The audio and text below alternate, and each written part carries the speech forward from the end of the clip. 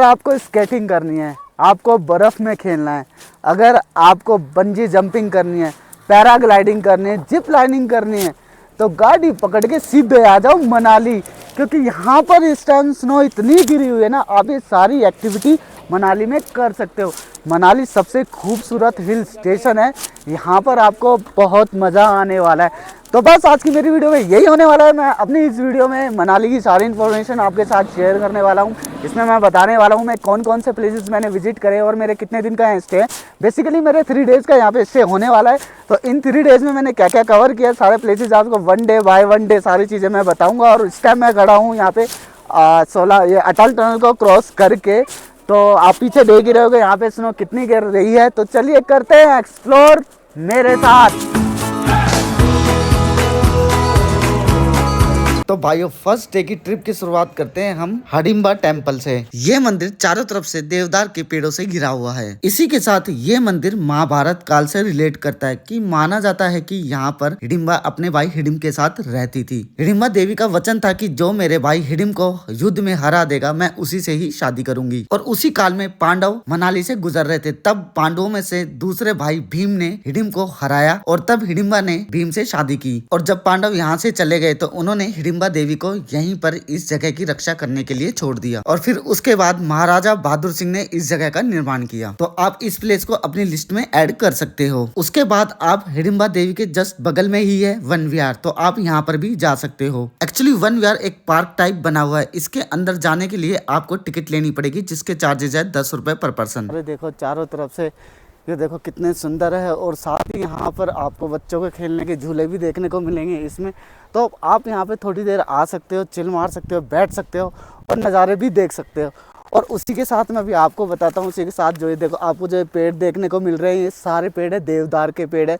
Actually जो हिडिंबा मंदिर है ये देवदार के पेड़ों के बीचों बीच घिरा हुआ है। तो आप हिडिंबा मंदिर के दर्शन करने के बाद थोड़ी देर के लिए वन विहार में भी आ सकते हो। उसके बाद आप थर्ड प्लेस घटोत्कच टेम्पल जा सकते हो, जो बिल्कुल हिडिंबा देवी के मंदिर के पास है। जो रास्ता जा रहा है ये हिडिंबा देवी मंदिर के टेम्पल से ही घटोत्कच मंदिर का रास्ता जा रहा है। इस रास्ते से हम इस मंदिर की तरफ जाएंगे। तो वहाँ जाके मैं आपको सारी इन्फॉर्मेशन दिखाता हूँ। तो वो हमारा होगा थर्ड प्लेस से। तो आप याक की सवारी भी कर सकते हो। क्या चार्जेज है भैया इसके? फोटो के लिए 50 है, राइड के लिए 200। तो इनके जो चार्जेज है फोटो के लिए 50 और राइड के लिए 200 चार्जेज है। तो मैं आपको बता ही देता हूँ। तो आप जब कभी भी टेम्पल आओ तो यहाँ पे याक की सवारी भी कर सकते हो। जैसा हम सभी को ही पता है कि घटोत्कच जो थे भीम के पुत्र थे, तो यहाँ पर घटोत्कच पूजा करते थे, तो उन्हीं के नाम पर ये मंदिर बनवाया गया था। तो मेरे भाइयों आप जब कभी भी आओ, हिडिंबा टेम्पल के जस्ट बगल में ही है Ghatotkach temple. Actually Ghatotkach temple की यहाँ पे पूजा होती है, ये उनका परम स्थान है, वो रहने का स्थान है। और बाकी की इन्फॉर्मेशन मैंने आपको बता दी है। तो ये थी मेरी यहाँ की तीसरी डेस्टिनेशन। अब मैं चलता हूँ चौथे स्थान पे मनाली के। तो मैं जल्दी मिलूंगा आपको चौथे स्थान पे। मन्नू टेम्पल जाते टाइम आपको रास्ते में मार्केट भी दिखेगी। यहाँ पर देखो जैसे ज्वेलरी की शॉप्स है और यहाँ पे वुलन के कपड़ों की भी शॉप्स है, तो आप यहाँ से भी शॉपिंग कर सकते हो। टेम्पल जाते टाइम आपको थोड़ी चढ़ाई चढ़नी पड़ेगी, क्योंकि ये मंदिर थोड़ी ऊंचाई पर है। और साथ ही साथ आपको लेफ़्ट और राइट में मार्केट भी देखने को मिलेगी। तो इसका भी एक अलग ही एक्सपीरियंस होगा जब आप मन्नू टेम्पल को देखने जाओगे। ये देखो ये है मार्केट। तो भाई फाइनली मैं पहुँच गया Mannu temple after 1 kilometre distance. ये देखो यहाँ से बाहर का नज़ारा मैं थोड़ा दूर कैमरा करके दिखा देता हूँ। तो ये महर्षि मुनि मंदिर, पुरानी मनानी मन्नू टेम्पल। ये देखो यहाँ से। तो अभी अंदर चल के मैं आपको दर्शन कराता हूँ इसके। तो चलते ऊपर की तरफ। ये कुछ स्टेयर्स है जो चढ़ के जाना पड़ेगा हमें। और ऊपर चलने के बाद यार अलग ही सुकून फील होता है। तो मैं दिखाता हूँ आपको यहाँ से पूरा नज़ारा, पूरी लोकेशन आपको। और सामने आपको स्नो भी गिरी हुई दिखाई देगी पहाड़ों पे यहाँ पे आने के बाद। तो दिखाता हूँ मैं आपको। सामने आपको यहाँ पे पहुँचने के बाद स्नो भी दिखाई देगी पहाड़ों पे। और मैं थोड़ा जूम करके दिखाता हूँ। ये देखो यहाँ का नज़ारा चारों तरफ से कितना खूबसूरत है। ये देखो यहाँ पीसफुल जगह है। यहाँ पर अगर मनाली आओ तो इस प्लेस को जरूर अपनी आइटनरी में ऐड करना। इस मंदिर की मैं आपको एक शॉर्ट स्टोरी बता देता हूँ। एक्चुअली जो ये मंदिर है ये ऋषि मनु को समर्पित है। पौराणिक कथाओं के अनुसार बताया जाता है कि उन्होंने यहाँ पर 7 वेदों और ऋषियों को बाढ़ से बचाया था। और ये मंदिर अंदर से आपको कुछ इस तरीके से देखने को मिलेगा। इस मंदिर में ऋषि मनु की पूजा की जाती है। भाइयों मैं अभी आ गया हूँ यहाँ पे माल रोड। वहाँ से होने के बाद मैं सीधा यहाँ पे आया हूँ। तो मैं अभी आपको यहाँ पे माल रोड की सारी चीजें दिखाऊंगा। वैसे तो माल रोड पे हजारों दुकानें हैं, सारी चीजें मैं नहीं दिखा सकता, लेकिन जितना हो सकता है पॉसिबल है उतनी चीजें मैं आपको यहाँ पे दिखाऊंगा। क्योंकि माल रोड अगर आप मनाली आए और माल रोड ना घूमे तो क्या फ़ायदा मनाली आने का।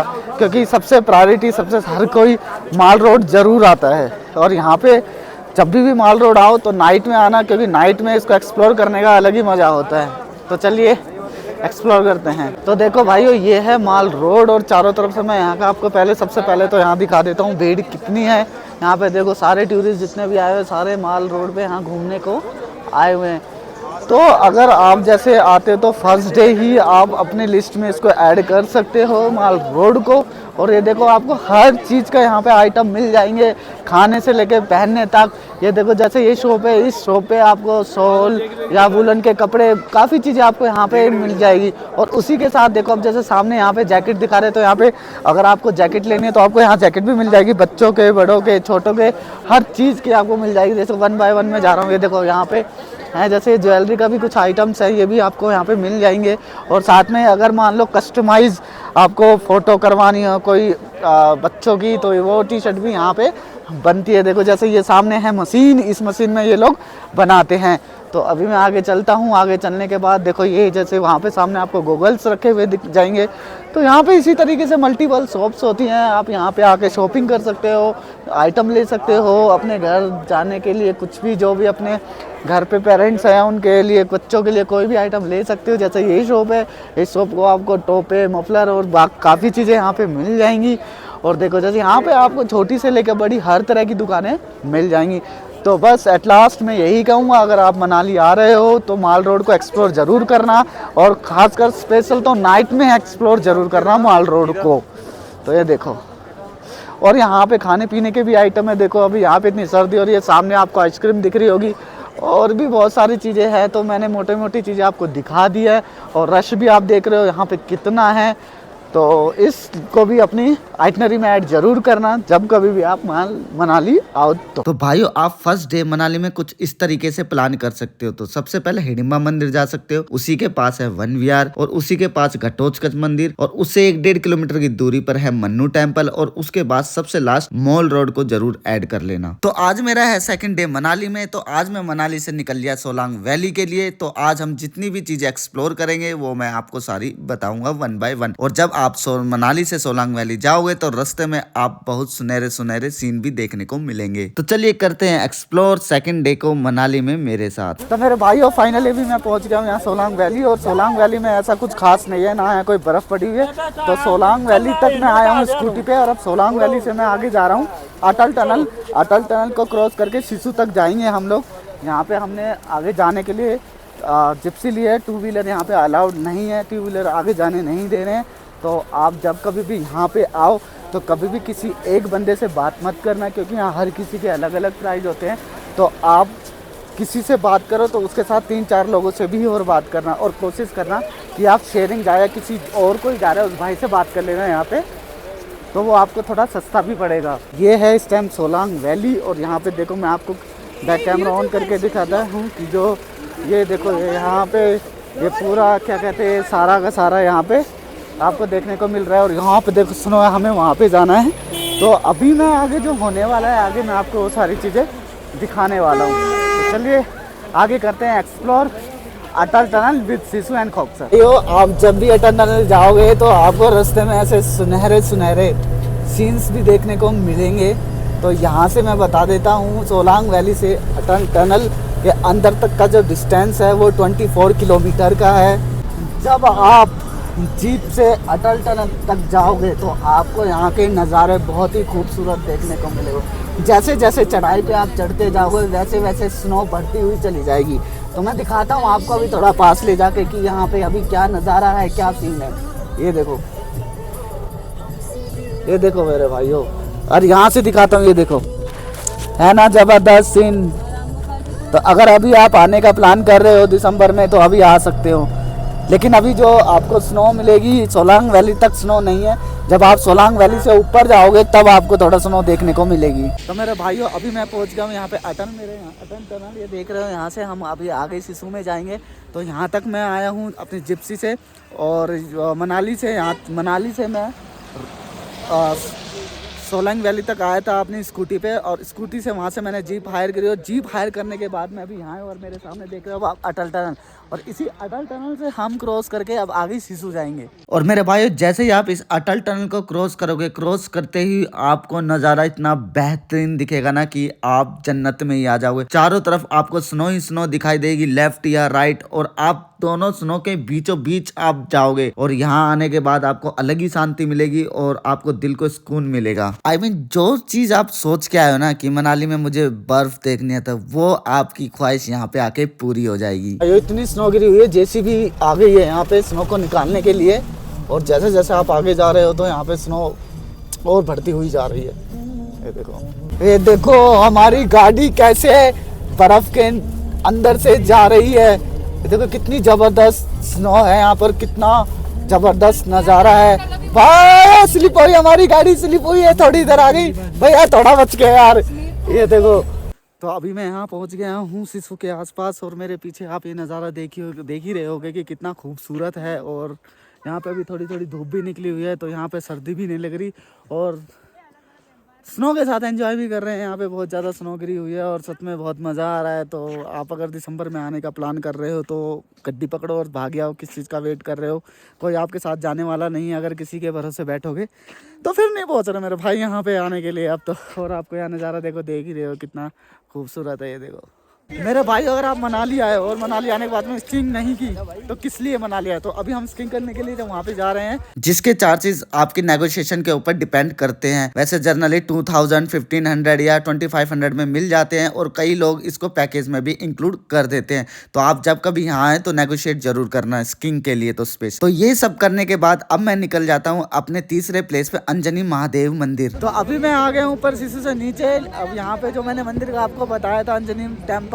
वो बहुत ही सुंदर मंदिर है। तो अभी मैं वहाँ जा रहा हूँ। क्या तो आप वहाँ ट्रैक करके जा सकते हो, 1.5 किलोमीटर का ट्रैक है, या फिर आप घोड़े से भी जा सकते हो, या फिर आप दूसरी तरीके से जा सकते हो। अपने यहाँ पे राइड जाती है जो आपको सामने को देखने को मिल रहा है। ये राइड आपको वहाँ पे लेके जाएगी, जिसके चार्जेस 1500 रुपये पर पर्सन है, मतलब 2 लोगों के 1500 रुपये हैं इस पे। तो अब इस पर मैं ऊपर जाऊँगा, और रास्ते में क्या एक्सपीरियंस होने वाला है वो सारी चीज़ें मैं आपके साथ शेयर भी करूँगा। मैं आपको बता देता हूँ, अंजनी महादेव टेम्पल बहुत ही ऊंचाई पर है। जब आप वहाँ पर जाओगे तो आपको रास्ते में बहुत ही सुंदर सुंदर सीन्स भी देखने को मिलेंगे। तो फाइनली अभी हम पहुँच गए अंजनी महादेव टेम्पल के बिल्कुल पास। आपको वहाँ तक थोड़ी सी स्टेज चढ़ के ऊपर तक जाना पड़ेगा। अगर आप इस मंदिर में दिसंबर या जनवरी में आते हो तो आपको यहाँ पे चारों तरफ स्नो का भी एक्सपीरियंस देखने को मिलता है। तो फाइनली हम पहुंच गए अंजनी महादेव टेम्पल के पास। एक्चुअली यहाँ पर एक आपको शिवलिंग देखने को मिलेगा। इस शिवलिंग पर बिल्कुल ऊपर से जो पानी गिरता है सीधा इस शिवलिंग पे गिरता है। और इस मंदिर की एक खास बात ये भी है, ये भी माना जाता है कि अगर ये जो झरना इस शिवलिंग पे गिर रहा है, अगर इसकी 1-2 बूंदे आपके ऊपर गिरती है तो कहते हैं कि आपने जितने भी पाप किए वो सारे धुल जाते हैं। तो आप जब कभी भी मनाली आओ तो इसको अपने आइटनरी में जरूर ऐड करना। तो सेकंड डे मनाली में आप कुछ इस तरीके से प्लान कर सकते हो। मनाली से सोलांग वैली आप जा सकते हो जो 16 किलोमीटर है। उसके बाद अटल टनल 14 किलोमीटर और अंदर है। उसके बाद सिसु, और उसके बाद फाइनली आप अंजनी महादेव मंदिर जा सकते हो। तो मेरे भाइयों, आज मेरे मनाली का 3rd डे। एक्चुअली मैंने सोचा था कि मैं जाऊंगा वहाँ पे रोहतांग पास, लेकिन रोहतांग पास बंद था। वो मेरे 3rd डे के प्लान में था। तो अब वो मेरे पास टाइम थोड़ा बचा है, तो मैं अभी बाकी की जो आसपास चीज़ें मैं उनको कवर कर रहा हूँ। तो मैं सबसे पहले मैं आया हूँ वशिष्ठ टेम्पल। एक्चुअली इस वशिष्ठ टेम्पल की ये कहा जाता है कि ये मंदिर थोड़ा रामायण काल से रिलेट करता है, और इसकी जो हिस्ट्री है वो मैं भी आपको आगे चलते हुए बताऊंगा। और साथ ही साथ आपको यहाँ पे गर्म पानी भी देखने को मिलेगा, जो कहते हैं कि जिसमें नहाने से चर्म रोग और इन्फेक्शन जो होते हैं वो दूर हो जाते हैं। तो चलो करते हैं एक्सप्लोर वशिष्ठ टेम्पल को मेरे साथ। तो अंदर जाने से पहले मैं बता देता हूँ कि बाहर का नज़ारा आपको कुछ इस तरीके से दिखाई देगा। देखो सामने ये है मंदिर और ये देखो यहाँ पर पहाड़ों के बीचों बीच बना हुआ है और यहाँ से देखोगे तो नज़ारा भी बहुत खूबसूरत है। और साथ ही इसी मंदिर के बगल में आपको यहाँ पे मार्केट भी देखने को मिल जाएगी, जहाँ से आप अपनी शॉपिंग कर सकते हो, गर्म कपड़े ले सकते हो। और देखो ये भी साथ यहाँ पे मार्केट है। तो मंदिर के अंदर जाने से पहले आपको अपने जूते चप्पल बाहर ही निकाल के जाने होंगे। तो ये है वो प्लेस जहाँ पे आप अपने जूते चप्पल उतार के अपनी जमा करवा दोगे और यहाँ से मिलेगा आपको टोकन, और वो टोकन जब आप वापस आओगे वो दिखाना पड़ेगा। उसके बाद आपके जूते चप्पल यहाँ से मिल जाएंगे। अब मैं जाता हूँ, ये है मेन मंदिर और यहाँ से हम अपनी एंट्री करेंगे। थोड़ा इस मंदिर की आपको हिस्ट्री बता देता हूँ। एक्चुअली इस मंदिर का निर्माण रामायण काल से रिलेट करता है। ये जो मंदिर है ये राम और क्या कहते हैं शत्रुघ्न और लक्ष्मण के गुरु थे जिन्होंने यहाँ पे तपस्या की थी, तो उनके बेस पे इसका मंदिर का निर्माण किया गया। और साथ ही यहाँ पे आपको गर्म पानी भी मिलेगा। कहते हैं कि उस गर्म पानी में नहाने से चर्म रोग, कोई भी इन्फेक्शन हो वो सारा दूर हो जाता है। तो आप कभी भी मनाली आओ तो इस मंदिर को आप अपनी आइटनरी में ऐड भी कर सकते हो। तो मेरे भाइयों मैं अभी पहुँच गया आज के सेकेंड पॉइंट पे, बुद्धिस्ट मोनेस्ट्री, जिसको तिब्बतियन मोनेस्ट्री भी कहा जाता है। तो यहाँ की जितनी भी डिटेल है मैं आज आपको शेयर करूँगा और सारी चीज़ें बहुत ही डिटेल में बताने जा रहा हूँ। तो चलिए करते हैं एक्सप्लोर बुद्धिस्ट मोनेस्ट्री को मेरे साथ। तो अभी अंदर जाने से पहले आप देख ही रहे हो कि ऐसा कुछ आपको यहाँ नज़ारा देखने को मिलेगा और ये नज़ारा सच बताऊँ तो बहुत खूबसूरत है। तो आगे इसकी हिस्ट्री क्या है वो भी मैं अभी आपको बताऊंगा और सारी डिटेल भी बताऊंगा। तो अभी फ़िलहाल देखो यहाँ से नज़ारा कुछ इस तरह आपको देखने को मिल जाएगा। इससे पहले आपको जूते चप्पल आपको यहीं उतारने पड़ेंगे और फिर ये जो सामने मंदिर आपको देख रहे हैं यहाँ से हम अपनी एंट्री करने वाले हैं। इस मंदिर के अंदर आपको लॉर्ड बुद्धा की एक बहुत बड़ी विशाल स्टैचू देखने को मिलता है। तो बेसिकली आपको जो ये घुमाने के रोटेटर मिल रहे हैं मैं इसकी बता देता हूँ एक्चुअली ये क्या चीज़ है। देखो आप यहाँ पे देखने को मिल रहे हैं, यहाँ पे ओम नमः शिवाय कुछ इस टाइप का यहाँ पे मंत्र लिखा हुआ है। तो लोग इसको घुमाते हैं और बोलते हुए जाते हैं ओम नमः शिवाय, ओम नमः शिवाय। तो बस इतना ही कुछ था इस बुद्धिस्ट मोनेस्ट्री में। तो आप जब कभी भी मनाली आओ तो आप अपनी लिस्ट में इस प्लेस को भी ऐड कर सकते हो। तो चलिए चलते हैं अपने थर्ड प्लेस पे। भाई आज की मेरी थर्ड डे, मैं अब आया हूँ क्लब हाउस। अब क्लब हाउस अंदर आने के लिए आपको यहाँ टिकट लेनी पड़ेगी जिसके प्राइसेस है पर पर्सन 25 रुपीज़। तो अभी मैं आपको दिखाता हूँ यहाँ पे क्लब हाउस में बेसिकली किस लिए आते हैं, क्या आपको यहाँ देखने को मिलेगा। क्लब हाउस में ऐसे कोई खास बात नहीं है। एक्चुअली लोग यहाँ पर शॉपिंग के लिए आते हैं। आपको वुलन के कपड़े, हिमाचली वुलन कपड़े, खाना पीना देखने को मिल जाता है। तो बेसिकली भाइयों आप अपनी लिस्ट में क्लब हाउस को भी ऐड कर सकते हो। बेसिकली क्लब हाउस में आपको वुलन के कपड़े, हिमाचली कपड़े, मतलब खाना पीना ये सब चीज़ें मिलेंगी और उसका कुछ ज़्यादा खास नहीं है। और उसकी एंट्री फीस भी लगती है 25 रुपये। लेकिन हाँ, क्लब हाउस जाते टाइम आपको रास्ते में इस तरह के रिवर जरूर देखने को मिलेगी। यहाँ पे आप आके बैठ के एंजॉय कर सकते हो, कुछ थोड़ी बहुत बैठ सकते हो और फील कर सकते हो।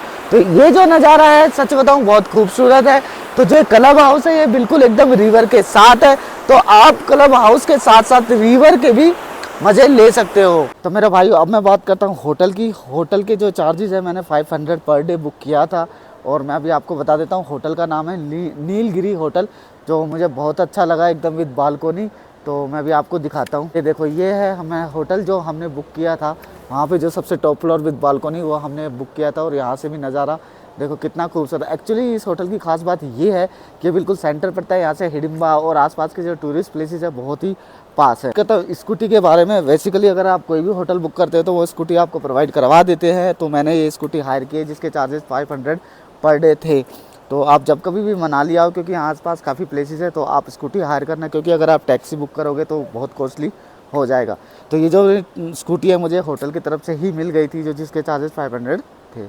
अब मैं कर लेता हूँ बात बजट प्लान की, आपका यहाँ पे कितना खर्चा होने वाला है। तो मैं अपनी सबसे पहले बता देता हूँ। मैंने जो होटल बुक किया था 2 डेज़ के लिए किया था, जिसके चार्जेस थे 500 पर डे। तो 1000 में मेरा होटल बुक हो गया था। तो 1000 आप उसको ऐड कर सकते हो। प्लस मैंने दिल्ली से अपनी जर्नी स्टार्ट करी थी। दिल्ली से मनाली तक मैं आया था बस में। मैंने वोल्वो नहीं ली, मैंने गवर्नमेंट की ही बस आती है यहाँ पे, जिसका किराया 830 समथिंग था। तो 1000 प्लस 830 आप ये जोड़ सकते हो। उसके बाद फिर मैंने यहाँ पे नेक्स्ट डे मैंने यहाँ पे अपनी स्कूटी हायर की, जो यहाँ पे जिसके चार्जेस है 500 पर डे के थे। तो 500 आप ये जोड़ सकते हो। उसके बाद देखो यार, अब अगर मैं खाने पीने की बात करता हूँ तो वो आप चाहे कितना भी खर्च कर सकते हो, कितना भी नहीं खर्च कर सकते हो। मेनली अगर आप लगा सकते हो, अगर वन डे भी आप 500 से 600 रुपये तक का भी खाओगे तो डेली का आप मैं मान के चलता हूँ 500 रुपये आप ऐड कर लेना। और उसके बाद आप जैसे माल रोड घूमोगे वहाँ पे आप कुछ भी शॉपिंग कर लेना। और जो हडिम्बा देवी का टेम्पल है वहाँ पे कोई चार्जेस नहीं है, सिर्फ एक क्लब हाउस जाओगे तो वहाँ पे आपके चार्जेस लगेंगे। और जिसके टिकट प्राइजेस है 20, और वन विहार के जो टिकट थे वो भी मैंने उसको बता दिए। तो ये सारे टोटल मिला के जितने प्राइजेस है जो मैंने आपको अपनी वीडियो में बताया कि कितना बजट है, यही था 3 दिन का स्टे। और जितना भी बजट का प्लान है वो मैंने सारा आपके साथ शेयर कर ही दिया है।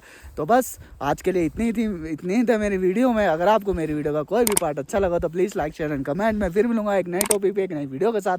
जब तक के लिए जय हिंद, जय भारत।